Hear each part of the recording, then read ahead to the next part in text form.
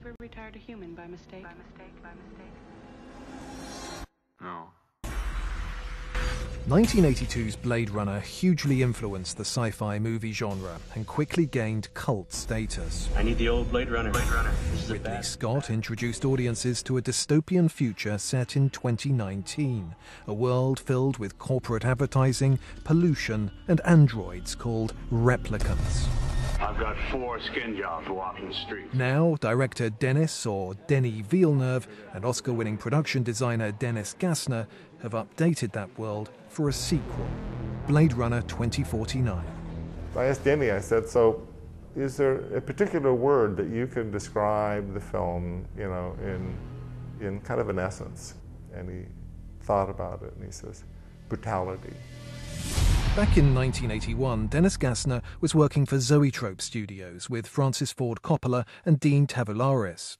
They'd just made One from the Heart, a movie for which they recreated Las Vegas on sound stages. Neon and glitter. And Ridley Scott wanted to buy the neon they'd used. He walked in the art department. I said, hi, my name's Dennis Gassner. He says, my name's Ridley Scott. And I said, so you want to see some neon? He says, yeah, let's go to the warehouse. So we went down to this warehouse, and I opened up the door, and there were 2.5 miles of neon. And he almost passed out. And he goes, how much can I have? And I said, all of it. We're finished with it. And on the way back to the art department, I said, so what are you going to do? He says, well, I'm going to make this little film called Blade Runner. I said, oh, that sounds pretty cool. And that was the first time I'd met Ridley. Blade Runner was shot in 1981, a different era for filmmaking. And Stephen Poster was one of the original film's photography team. At the beginning of the original Blade Runner, when you're flying into the city, you're flying over an actual miniature. It's a physical thing that the camera is traveling over. The sequel to Blade Runner was shot in 2016 and set in 2049.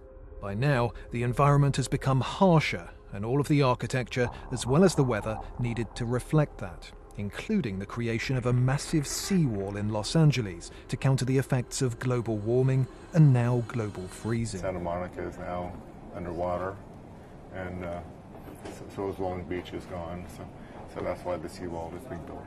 Much like the original, the sequel is a stage-set film, and in deciding on a location for the shoot, executive producer Ridley Scott suggested looking at Budapest, where he'd previously shot The Martian.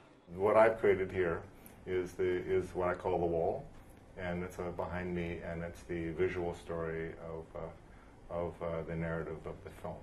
And it really starts up in the upper right-hand corner here and runs the top 2 rows all the way around. Gassner says that the design process, or manifestation of this new future, began with the Spinner, the fictional flying vehicles from the first film.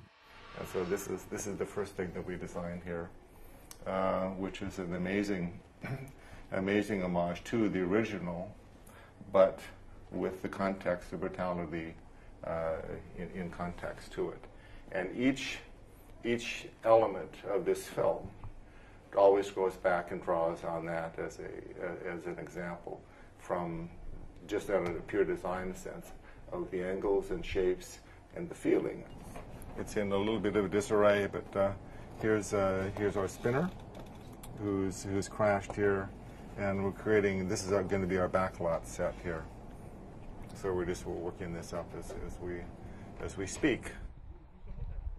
Gassner says that Budapest physically had a lot to offer, such as long, dormant power stations, which acted as a trigger for other ideas. This is the way Ridley works, as you, in the original film, you put up one thing and he looks at it and they say, well, that kind of works, but that gave me another idea for something else. A good example of Scott's creativity on set is the closing scene in Blade Runner, where Batty's on the roof with the giant rotating fans. That was a last-minute design by Ridley. He took some foam board, cut it into strips, and took a grip stand and put holes in the middle of them and made them into kind of a fan shape. And before we started shooting, the grips would come out and spin it by hand.